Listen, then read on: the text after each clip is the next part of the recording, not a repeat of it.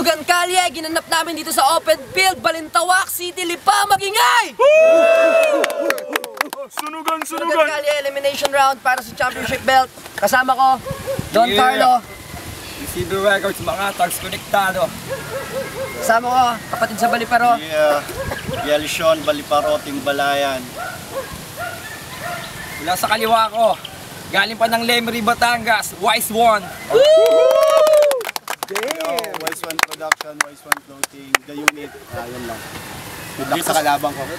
Dito sa kanan, mula pa ng Balayan.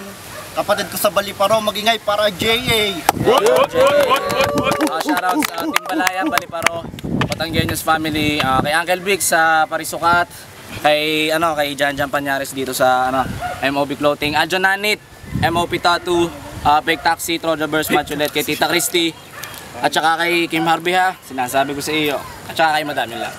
Gabe. Nanalo sa hagisan ng barya, sa JA, ang unang babanat, Wise One.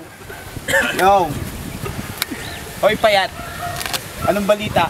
Payat na kapag kumakanta, daig pang may hika. Nagpapakadope ang putang inang mga pinipitang dila. Asa ng pagmamahal. Kapag kumakanta, yan ang laging wika. Aba teka, may nagmamahal pa ba sa'yo? Mukhang wala na ata. Magaling ka siguro magpatawa. Kasi kahawig mo si Palito at Babalo. Isang payat na mahabang baba. Di ko nga malamang korte ng mukha mo. Kahit dalhin mo yan kay Kalayan at kay Vicky Bello, hindi na yan kaya pare.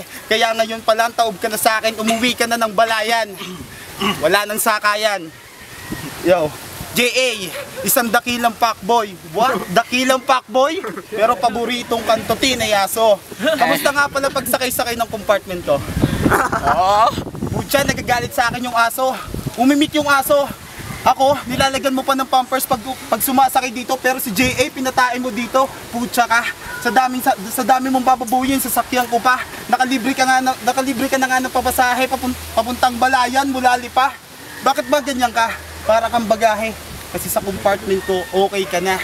Isang jejemon na rapper, tong mumble rapper na ungas.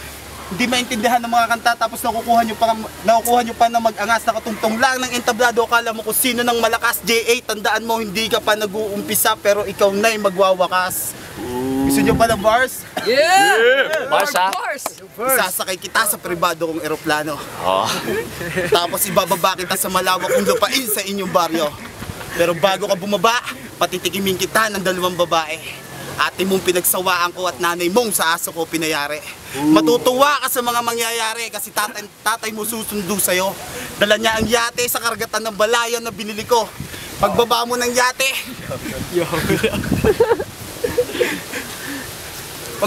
yate, naka-red carpet ka pa, tapos pasusuotin kita ng special shoes. Itapon mo na yan, pasusuotin kita ng kay McDonald's shoes. Tapos pagbaba mo sa akin yate, isasakay kita sa akin Lambo. Pero bago ka bumaba, may papadala ko sa'yo. Yung pagkatalo mo, baka sabihin mo naman, lugi ka pa, sinama na kita sa biyahe ng pagkapanalo ko. Time.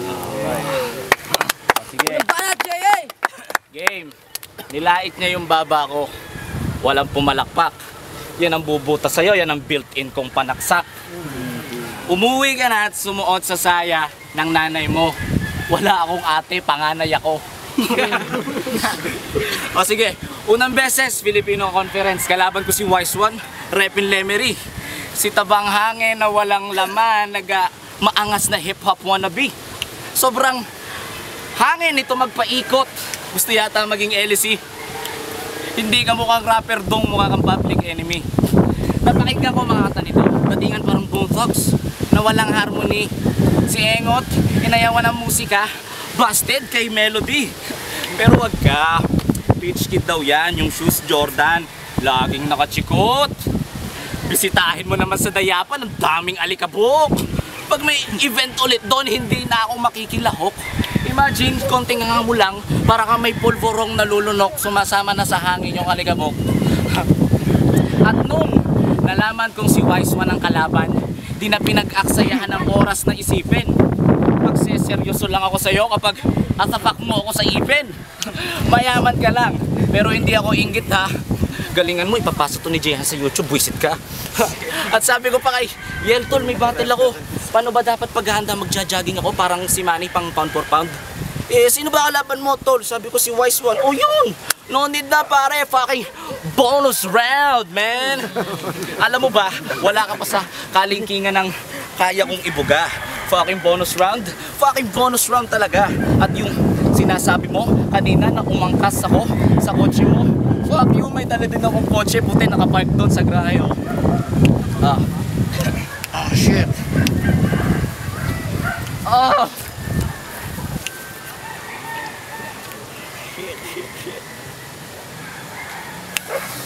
Shit. Yo, check. Fuck.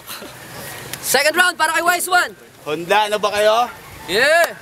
Isusu, palpal ko sa pagbumuka mo tong bars na to. Mazda, mo kung paano ko gamitin ng mga sasakyan na pinapangarap mo. CR-V, dun sa kaliwa, tapos kumanang ka, halata kasi ninenervyos na tong taong to. Mitsu, busy daw siya, kaya di daw niya ako napaghandaan. Sabi ko, medyo busy daw siya, kaya di daw niya ako napaghandaan. How come Ray-Bat na lang gawin mo kung talagang di mo ako napaghandaan? Ferrari lang naman ang habol mo, kaya patuloy kang lumalaban. So, kita naman sa iyong mga mata kung paano mo ako talaga napaghandaan. Para mapagbigyan ka, isasakay kita uli sa RAV4 ko. Sa sobrang bilis ko na mag-drive, parang naka-Jaguar to. Isasakay kita sa aking Lamborghini, nag-aabang na sa may kanto pagbaba mo sa RAV4 ko. Di ba ang sarap sumakay sa biyahe ng pangarap mo? Tapos habang gumabiyahe ka, 10 chicks yung kasama ko. Tapos yung isang bay, matik na siya yung taga-cambio ko. Tapos pagbaba ko ng sasakyan, sasalubungin mo ko sabay sabing, "Sir, akin na po yung susi, ipaparada ko na po yung Lamborghini nyo." Pero pagkatapos ng laban na to, mamamatay ka. Kasi sasagasaan ka ng F1 na aking pangkarera. Pero susulitin ko ang lahat para naman may masabi sila at wala sabing at may makita sila.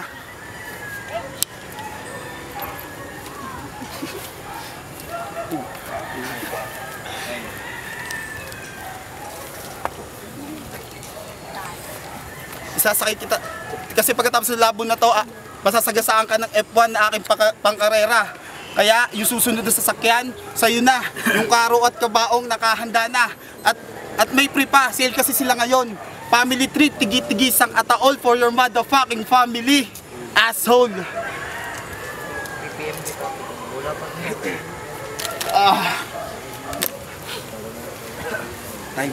Time! Second round para kay JA. Game. Para kang toppings na suot ng mga player. Kasi warmer ka lang.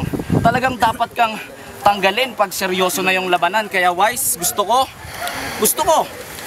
kong patunayan mo na Wise ka talaga. Magparinig ka nga ng mga bara nakakaiba. Tigil mo mong pagyayabang, huwag kang bibida-bida. Mas malupit ako mag-rap sa'yo na putang ina ka. Parang ka rito tumira, walang kakaba-kaba.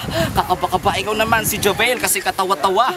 Katawa-tawa, di usapan ng barel pero kakasakaba. Kakasakaba ako ang pagsusulit ka so di ka sa'kin papasa. Kumbaga kay An Mateo di ka makakaisa. Kumain ka ng kalabasa pampalinaw na mata para din makita mo ang ating pagkakaiba. Wala ka pa sa kalingkingan na kaya kong ibuga. Huwag naman maiines, huwag na rin mag-i-ingles. Maalin nagbimintes, mabuti pa na umalis kasi di ka na dito sa Pinas kasi di ka malakas, di naman pumapasok ang yung mga palabas. Laki mong bonjing, nakakabanas, di ka uubra kay motherfucking kaparas. Marami ka pang isasaing na bigas, ganito bumanatang may kahusayan na likas. Sa madaling salita, mababaw ka pa Wise, hindi mo ako malulunod.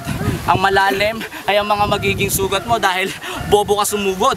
Napakabulok nito sumulat, buti na lang yung papel hindi inuuod. Daig ka pa ng tectonic plate kasi ayun kahit paano umiipod. Ikaw, style mo parang statue walang paggalaw. Ginawa kang kubeta ni Ellen Adarna. Sa sunugan, ang apoy mo'y singlaki lang ng sa posporo, hindi nakakaalarma. Low class, to na makinilya, di pulido mag-imprenta. Pag to kumakanta ng live, ng nakaka-imbyerna. At ito, hindi bastang tira o info lang. We only live once mo, puta, hindi yun music. Video lang. Ano, masakit? Ganyan ako maglagay ng sugat.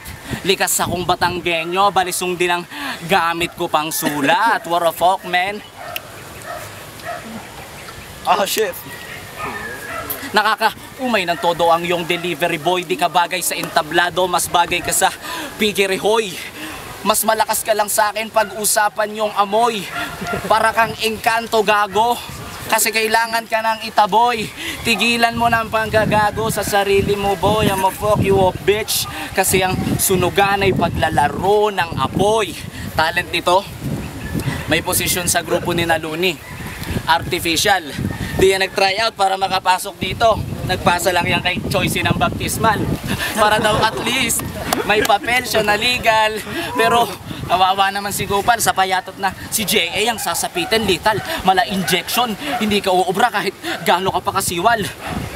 Mayaman ka lang, wise, pero ang pag-iisip mo matumal, maldumal ka magrap ang baboy, pautal-utal pa bumigkas. Ikaw na mismo may sabing, we only live once. Ngayon, wala kang ligtas. Bibigtihin kita ng gamit lamang sintas. Diretso pugot na ng ulo na parang prutas na pinitas. Paano yan? Round 3! Para kay Wise One. Yeah. Yung event ko sa Dayapan, at least meron akong nagawa. Hindi naman kita inimbita, bet ka pumunta.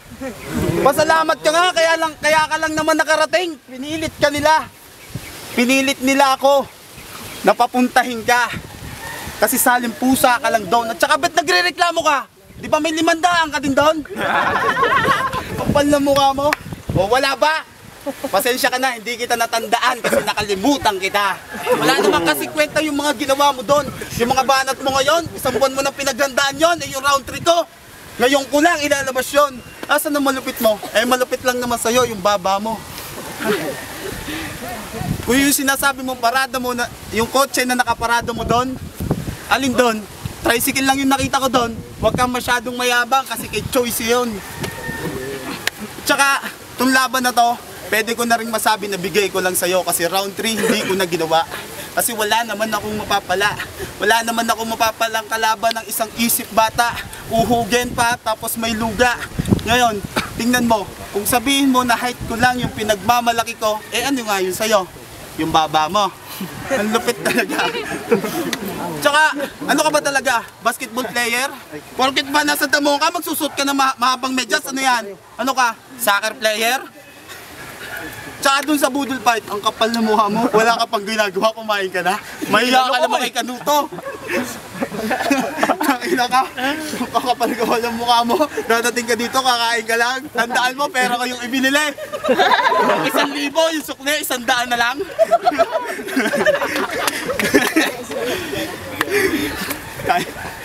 Nice one! Last round para kay J.A. Round 3. Oh, check naman natin yung mentality. Pansin ko lang kasi, pera ang kanyang strategy. Para labanan siya ni M-Site. Siya na mismo nagbigay ng talent fee. What a fuck! Nice one, wise one, pero imbis na maayos na event, anyari, tragedy. Pero hanga ako sa'yo kasi talaga yung sinabi niya kanina, yung event na yon hindi ko yun kaya. Andun pa yung nanay mo, para pag umiyak ka, susuot ka na lang sa saya. Napaka tangang imahe po ni Wise. Wag po kayong gagaya. Binayaran niya si M-Site para ipahiya siya. What the fuck, man? Siguro nung nagbabattle kayo, feeling kayo, bida kayo sa isang movie. Thank you the wise one, sina M-Site. Flat screen na yung TV. At may pakanaka pang kunwari, hindi ka sisipot. Sasali-sali ka dito para kang utot. Hindi mo ba naisip na yung chance ang bumatil, hindi nalilimot? Mga linya mong sinulat, di na mauunat. Pag ako ang gumusot, men, walang butas ang karayom ko. Kaya wala kang lusot. Tsaka kala ko pa mayaman ka. Bakit sabi ni Choice, ninakawan mo siya ng brief? Magnanakaw ng brief. At sabi ni Mary Christ, huwag ka na mag-rap, tang ina mo. Huwag ka na mag-rap, tang ina mo. Baboy ka, Wise, kaya huwag kang mag-inaso. Ikaw lang ang tapon sa buong unit, mahiya ka sa balat mo. At kahit isama mo buong unit, kitil kayo sa baliparo. Mahina ka, Wise. Di kita feel. Kuha nyo na ba yung logic? Siyempre, kung taga-Lemery lang din, mas gaganahan ako kay Bogchick. Tatapat nyo ako dito pag nakanta ng live offbeat. Ang hilig-hilig magigiti, akala mo naman ma-offbeats. Mayaman sa salapi, pero sa lahat sa kaalaman. Di niya nalaman na ang tunay na pagkapanalo ay hindi kailanman mababayaran. Akala mo pag may pera ka, ganun lang kadali gumawa ng pangalan. Mayaman ka, Wise. Kaya hindi ka mahirap kalaban. Gets? Rate ko sa diskarte niya very bad. Magbebenta daw niya yung motor niya. Bibili siya ng pedicab. Samantalang ako, may pag-iisip na parang demigod. Kaya kong lumapag ng ayos sa bawat beat na parang chopper pag bumaba sa helipad. Payo ko lang, Wise, enjoy mo na lang yung anak at misis mo. Mag-focus ka sa pagkakarpintero. Ayaw na sa'yo ng rap, makahalata ka naman, pindeho. Mabilis kong papatayin ang karir mo kagaya ng kay Eddie Guerrero. Maaga ang magiging katapusan mo na parang buwan ng Pebrero. Lustred na tornilyo mo, Wise, try mo. Karpintero ka, baka makukuha pa sa papukpok. O kaya pakinggan mo yung kalendaryo. Punta ka sa gubat, akyat sa bundok, tapos talon ka sa bangin pag narating mo ang tuktok. Sa araw na ito, niloko mong sarili mo. Bakit ka ba nandito? Kaya mo ba to? For a folk man, I doubt. Umuwi ka na't bumalik sa maalikabok mong hideout. Mababad trip ka lang sa akin parang ATM pag line out. Katangahan ni Gago, subukan palabas ang pagkakaintindi niya sa tryout. Time! Oh. Laban na yan! Parod the unit! Let's go to the judges! Okay, labahan dun. Rap, salamat na yun. Ang ganda, palapahan natin! Sunugan Galien! Laban Wise One at JA. Ang boto, 2-1. Ang nanalo, JA. Mali parang music, Batanggenyos Family Team Balayan. Hindi ako si Moises! Ako ang lolo ng lolo ni Moises.